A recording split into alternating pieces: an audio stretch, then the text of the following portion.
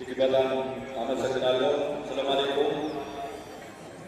የተከበሩ ሼህ ኑረዲን ቃሲም የአማራ ክልል እስልምና ጉዳዮች ምክር ቤት ፕሬዝዳንት፣ የተከበሩ አቶ አሊ መኮንን የደቡብ ወሎ ዞን ዋና አስተዳዳሪ፣ የተከበሩ አቶ አሸናፊ አለማየሁ የደሴ ከተማ የብልጽግና ጽሕፈት ቤት ኃላፊ፣ የተከበሩ አቶ ሽመልስ ጌታቸው የደሴ ከተማ ምክትል ከንቲባ፣ የተከበራችሁ የደሴ ከተማ የመጅሊስ አመራሮች፣ ዑለማዎች፣ የተከበራችሁ የከተማችን ሕዝበ ሙስሊሙ በሙሉ ሁላችሁ እንደየማዕረጋችሁ እንኳን ለ1447ኛው ዓመተ ሂጅራ ኢድ አል-ፈጥር በዓል አደረሳችሁ አደረሰን ለማለት እወዳለሁ።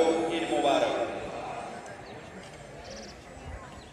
ቅዱሱን የረመዳን ወር በተለመደ የመረዳዳትና የመተያየት የመደጋገፍ እንዲሁም የመከባበር ስሜት አገባዳችሁ እንኳን ለታላቁ የኢድ አል-ፈጥር በዓል በሰላምና በጤና በድጋሚ እንኳን ያደረሳችሁ ለማለት እወዳለሁ።